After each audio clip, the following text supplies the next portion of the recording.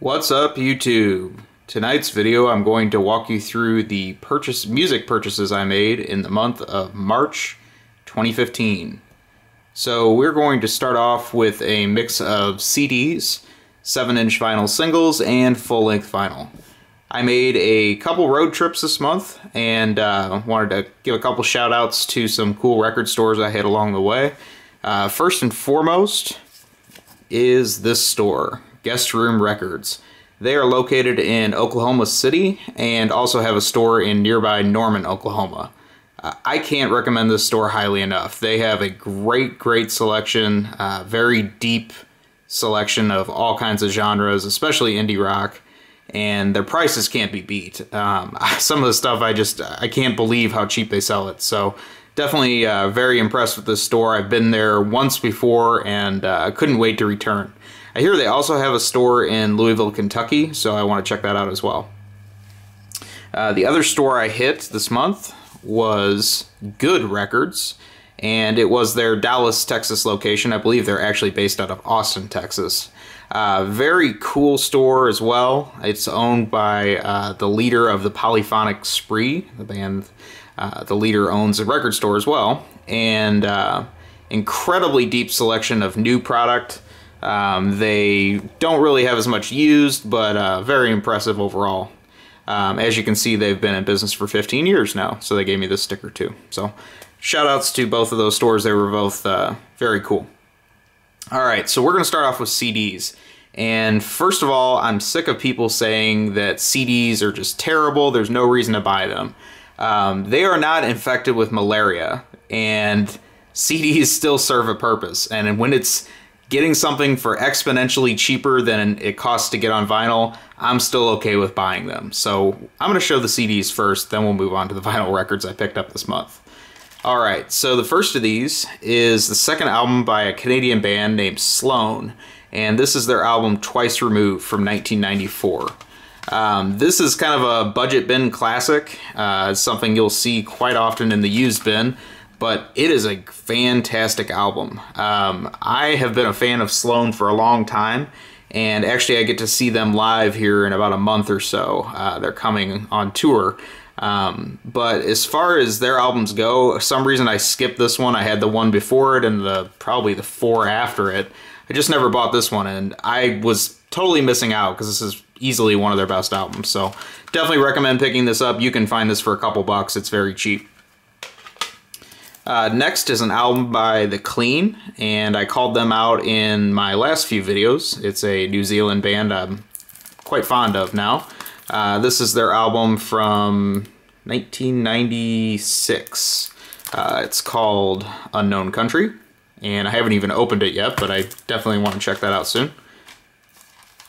I also picked up their album from 1994. It's called Modern Rock, and this is also a sealed copy I picked up this month. These were import-only pressings, so they're actually a little difficult to find, and good luck finding these on vinyl. They're much more expensive. So, like I said, stuff like this, I don't mind owning on CD because it saves me quite a bit of money and I still get to check the music out. I also picked up their 2001 album. It's called The Getaway, or just Getaway, actually. This one I did listen to. It's not one of their best, so wouldn't recommend starting with this one, but definitely a big fan of this band.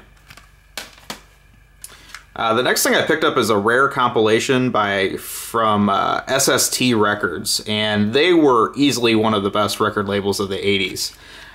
This is a very out-of-print compilation, and it's also a very cool compilation. It features multiple 7-inch singles from some of their key bands of the day. So it has Black Flag, Husker Du, Meat Puppets, Minutemen, and a couple other bands I'm not really familiar with, Overkill and Worm.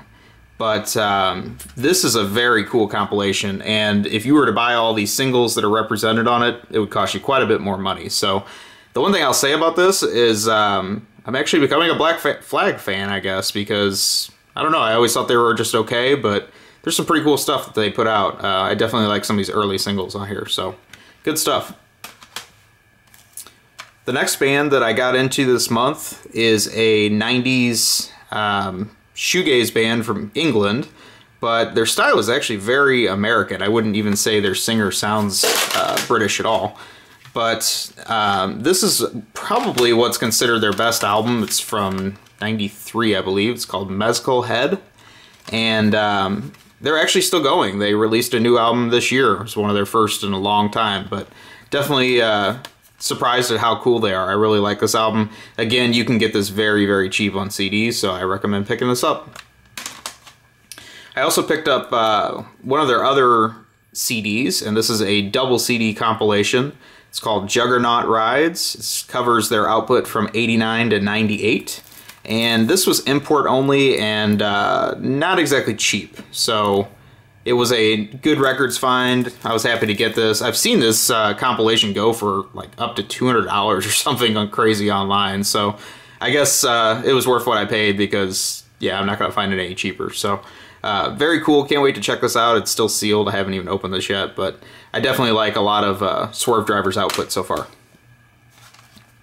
I picked up an album by The Real Kids. This is a Boston band from the '70s. Kind of power pop garage, I don't know, a little bit bar rock, I guess, in a way, too. It's just a little rough and tumble. They're probably best known for their song All Kinds of Girls, and if you want to check out something they've done, I'd recommend checking that song out. It's very cool. But yeah, this is neat. It was reissued in the '90s. I think this is the '90s reissue of this, so cool stuff. That's a band, again, that the vinyl version of this album, if you want to get one of the originals, it goes for big bucks, so I can save a lot of money and just check it out this way. This next one is easily one of my favorite pickups of the month, and this is by a band named Lilies. This was an EP they put out in, I don't know, '93 or so. It's called A Brief History of Amazing Letdowns. Outside of the cool Mercury Bobcat artwork here, which doesn't really make any sense, it has only 6 songs on it, and of those 6, I would say that 5 of those are pretty damn amazing. So what I've heard about this is actually my first thing I've picked up by this band, is this sounds nothing like some of their other material. This is probably the most pavement-sounding thing they ever did. But I love this, and just because of this, I want to check out some of their other stuff, even if it doesn't sound the same. So definitely recommend picking this up. And this is actually a very rare CD, and then there's a 10-inch vinyl of this that is also equally rare, if not harder to find. So very happy to find this. Just kind of picked it up on a whim at Guest Room Records, and I really loved it. Next thing I picked up is the one and only full length by the band DMZ. This is the band that the leader of this went on to form one of my favorite bands, which is called The Liars. And it's okay. I mean, it's again kind of a unusual mix of songs, really. This was a major label album, and you could tell their like rough garage sound also had some weird mixing with the studio recordings. So yeah, it's probably not considered a classic, but other than that, just historical sake for, you know, the connection to The Liars. So whatever, kind of neat to get that on CD, because again, the vinyl's not super easy to find. This one was a budget bin find, and it's a compilation of the early recordings of a band called Figure 4. Guided by Voices fans will know this by who was in Figure 4, and this was actually Tobin Sprout's first album, or first project, I guess, his first band that he was in before he was in Guided by Voices. So it's decent. I mean, it's not something that's an all-out classic, but for the buck or whatever I paid for this, it was definitely worth checking out. This one is an album by Mary Timony, and she was a member of the band Helium in the 90s, but she also has a current band right now that is one of my absolute favorites, and coincidentally, her new band is the title of her solo album here. So this album is called X Hex, and that is the name of her new band. I wanted to check this out because this is considered probably one of her finest solo albums. She put out several solo albums in the early 2000s. And I'd say it's about half good. Half of it's a little bit whatever, but yeah, it's neat to check this out, see the connection. It really doesn't sound anything like X Hex, but I guess kind of cool that that's where the name originated. So this came out several years before her new band. But yeah, cool stuff to find. It's kind of a rare CD.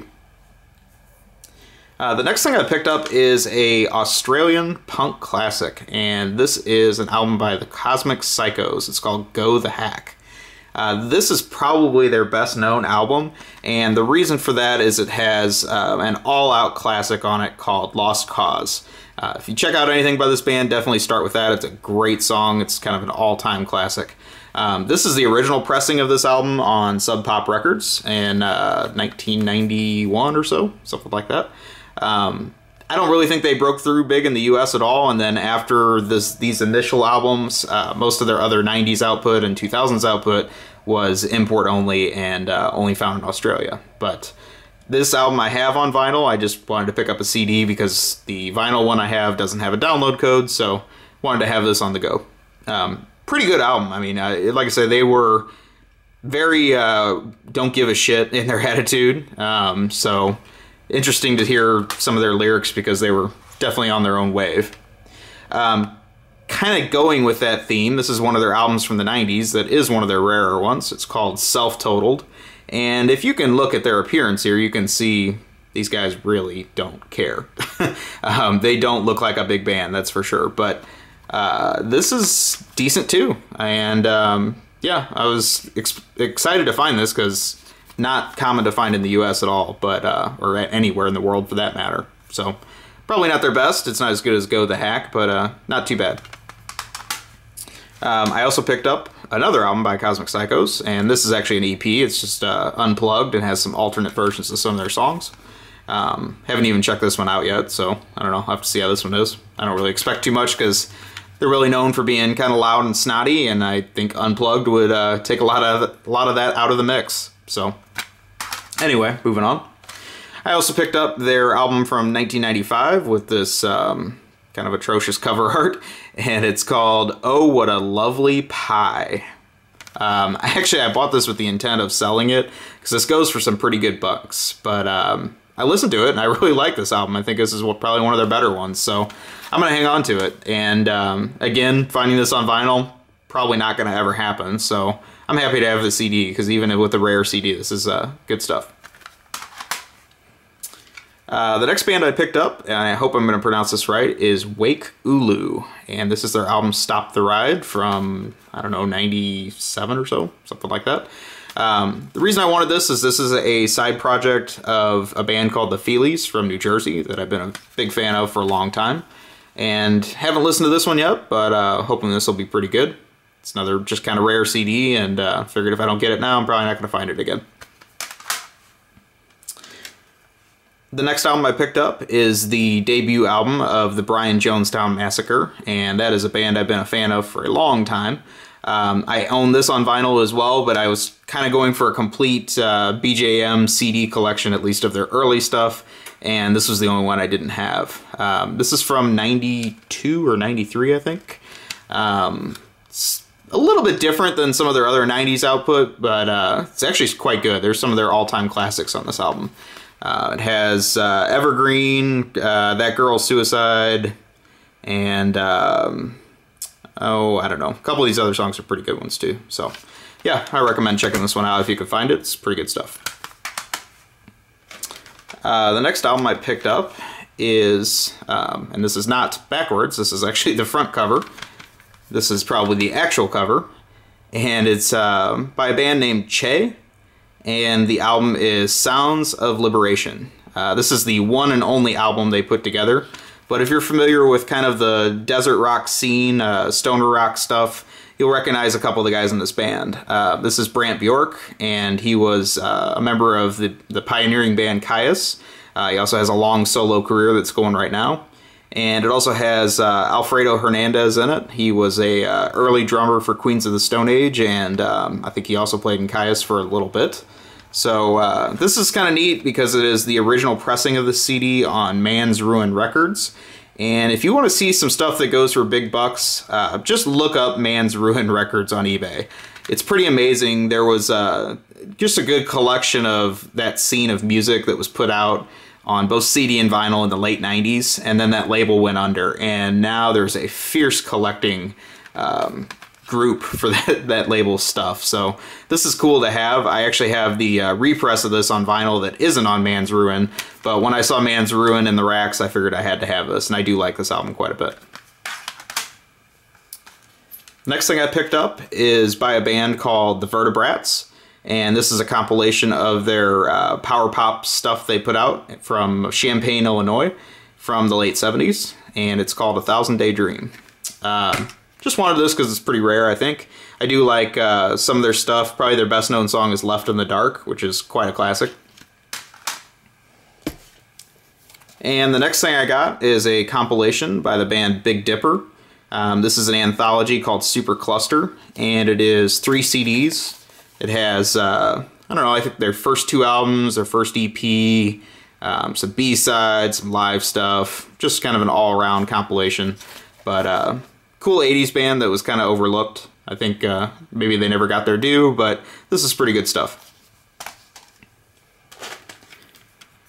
Next one I got is an album by the Loud Family, and this is their album called Attractive Nuisance. The reason I like the Loud Family is they were the follow-up band of a band from the 80s I really like called Game Theory. This is their leader right here, Scott Miller, on the right, and yeah, this stuff is all very out of print. I think this is probably the last Loud Family album I needed to get for my collection, so it's pretty neat to get this. Haven't checked it out yet, though. Keeping with the Australian rock theme, this is another Australian band from the 80s called the Lime Spiders, and this is a compilation of their stuff called 9 Miles High. Covers all their stuff from 83 to 90, and I think it's, I don't know if it's 1 or 2 CDs, but it's got quite a few songs on here. They're best known for their song Slave Girl, and, oh, I don't know, My Favorite Room is a good one too. So, yeah, pretty good stuff. And finally, the last CD I got is another compilation. This is by a band called The Rain Parade. I actually own the album that this came from, but it's definitely a cool album cover. And it also includes their follow-up EP, which is called, well, I'll give you both the titles. The album that's on the cover there is Emergency Third Rail Power Trip, and they also had a follow-up EP called Explosions in the Glass Palace. I own both of those on vinyl, but again, I don't have download codes for those, so I figured might as well get it on CD because it was cheap. Pretty cool stuff. It was known as the Paisley Underground scene of LA from the early 80s that this comes out of. Alright, so let's move on to some vinyl. I'll start off with 7-inch singles first. This is one of my favorites, Jay Retard, and this is his single, Always Wanting More. I wanted this just because I already own this in some other formats, but the 7-inch single is cool because it's one-sided and the other side has all this crazy artwork on it. So don't put a needle to that, but it looks pretty neat. And yeah, I don't know, pretty neat single. Next thing I got was something for my Guided by Voices collection, and that is their import single, EP from 1993 called Clown Prince of the Menthol Trailer. This has a few of their classics on it, Matter Eater Lad and Johnny Appleseed were 2 well-known live songs from this, so very cool to get this. I was excited to find this one. I also got some records from Japan this month, and this was one of those. It's another Guided by Voices EP from the early 90s, and this is the I Am a Scientist EP. It has a alternate version of their well-known song, I Am a Scientist, as well as 3 B-sides. And of these, actually I like them all, but Do the Earth is a fantastic song. So this is a great EP to pick up for sure.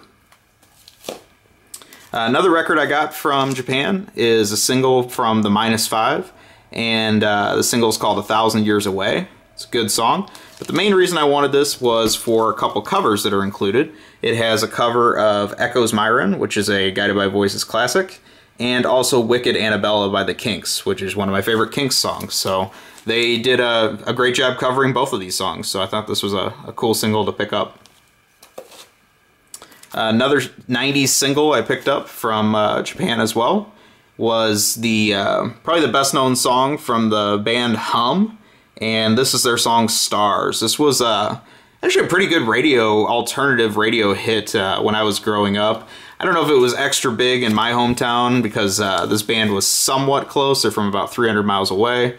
But I don't really know if they broke through very well on a nationwide level. This was a major label album, but it kind of flopped that this comes from. But this is a neat single to pick up. The B-side is actually unique to this and very cool. And also it comes on this cool green vinyl as well. So thought that was neat to get. Next thing I got was a 7-inch single, which has kind of cool artwork by a band called Luna, and it also has a flip side from Wake Ulu, who I talked about earlier. Haven't heard this one yet, but I thought it was pretty neat. I also got several Ty Segall singles this month, and this is the one I'm most excited about. This gibberish cover is known as Ty Rex 2, and this was a 2-song compilation for Record Store Day of some T-Rex covers he did. So this was a Record Store Day only thing from a few years ago. It disappeared immediately, and somehow I stumbled upon one at Guest Room Records this month. So I'm very happy to find this, because I could never find this on that Record Store Day. I looked everywhere for this, so very cool to get this. Some other Ty Segall singles I got this month is the single for I Can't Feel It. One of his pretty good songs from Goodbye Bread. Not really much to the artwork on that one. I also got a single by Times New Viking, which is a band that I liked for a very long time. I wish they hadn't broke up. This is their single for No Time, No Hope, and I think the B-side might be exclusive to this. I'm not sure. I haven't listened to it yet, but pretty cool looking single there. I also got one of the very early Bob Mould singles. This is for his well-known song, See a Little Light. I believe he still plays that song live. When I saw him last year, he did at least. And he was quite a bit younger there, I will say. But yeah, excited to get this. This was pretty cheap. Keeping with the Bob Mould theme, this was his band before he went solo. And this is one of the classic Husker Du singles for Makes No Sense at All. This is still in its original shrink wrap. Sloppy as it is, but yeah, pretty cool to get that. Husker Du is one of my favorite bands, so I was always happy to find some more of their stuff. A couple more Ty Segall singles here. These are both singles from his album Twins. This is the single for The Hill, and then also the single for Would You Be My Love, which is one of my favorite Ty Segall songs. Then we get into another Guided by Voices single. And this is a cover of a band called New Radiant Storm King. It's their song, The Opposing Engineer Sleeps Alone. But if you flip it over, you have a cover by the band New Radiant Storm King doing Guided by Voices' I Am a Scientist. So yeah, comes full circle on that one. I mentioned this band earlier. This is The Liars. And one of my favorites from the 80s for sure. They're still somewhat going today, I guess. This is their very well-known song, Help You Ann, and definitely cool to get this on 7-inch. If I ever get a jukebox, this would be the kind of thing that would definitely end up in it for sure. I also got another Liars single this month, and that is for the song How Do You Know? A little bit lesser known song. I picked up one Swerve Driver 7-inch, kind of a cool cover for that. This is for their song The Hitcher. And then we'll move on to the few full lengths I got this month. First one of these is a very cool Guided by Voices official band bootleg, if that kind of sounds like an oxymoron, from the mid-90s. This was a hometown Dayton, Ohio show that they did live, and they released this 2 LP bootleg of that show, the complete track list of it.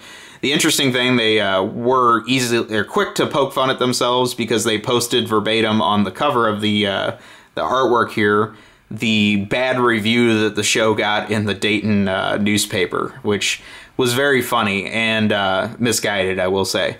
On the inside of this are the 2 records, but there also is a photocopied page of the fan responses to the Dayton newspaper writing this crappy review. So I thought it was pretty funny. Has this pasted on artwork on the front and nothing on the back at all. So still kind of looks like a bootleg, even though the band did authorize this. But very happy to pick this up. The name of this compilation is called Benefit for the Winos. So yeah. I also picked up Guided by Voice's debut release. This is the reissue of it. It's called Forever Since Breakfast, and Forever Since Breakfast got its title because it was some random word fragments that Charles Manson was putting together in an interview they did with him.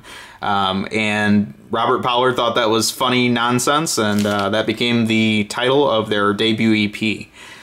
This was from 1986 originally, and basically sounds like early REM, and that's not a bad thing. It doesn't necessarily sound like Guided by Voices, but it's still pretty good. This was a reissue of it from 2002 or so, I believe, and they only printed 1,000 copies of this. The original pressing, I think, was 500, and then plus 1,000 reissue copies. The interesting thing about my copy, though, is I'll show you the number, the handwritten number on there, and I'll be damned if that doesn't say 1,008 out of 1,000. So something's a little fishy there. Unless this is truly 1,000 out of 1,000, but it doesn't look like a 0. So I'll let you be the judge on that. But very happy to get this regardless. I don't even care if they made 1,008 of these or 1,020 or whatever, because I've been looking for this for a long time. This was a very big pickup for my month. I also got another Guided by Voices related release here, and this is one of the Robert Pollard EPs for Motel of Fools is the title of this one. Like the artwork on this one. It's one of his better looking collages, I would say. And I also like the back too. This has Red Ink Superman on it, which was one of their live songs that Guided by Voices played in the early 2000s quite a bit. It's a good one. And the last thing I got from the Japan order was 2 other albums that I've been looking everywhere for. I swear more of these must have ended up in Japan than they are in the US. This is a band from Dayton and Columbus, Ohio, called 84 Nash from the late 90s. I bought both of their albums on vinyl this month, and this is their second one. It's called Band for Hire. It's a pretty awesome album. Definitely like this one. I will highly recommend the song Actress from Actorsville, if you can ever find this. Good stuff. And then this is their debut release. It's called The Kings of Yeah. It's not as good, but I like the artwork it's pasted on. This was actually released on Guided by Voices record label, Rockathon Records. They were the first non-GBV band that got an album released on that record label. So this was the debut release of that. This is very much like Guided by Voices early covers because it has pasted on artwork, which is kind of cool. And then there's the Rockathon Records logo there. But this band, the reason I'm really into them is because they disbanded as 84 Nash in the early 2000s, and then they came back a couple years later, the 2 main songwriters of this band. They formed the band Connections that I'm a huge fan of today, that has 3 albums out of their own. So yeah, very happy to get those. It's not something I can find anywhere, so these are very cool. So that basically wraps it up for the month. If you guys have any comments, questions, or want to know anything more about these bands, please let me know in the messages. Take a moment, like, comment, subscribe, let me know what you think, and have a great day or night wherever you are. I'll talk to you soon.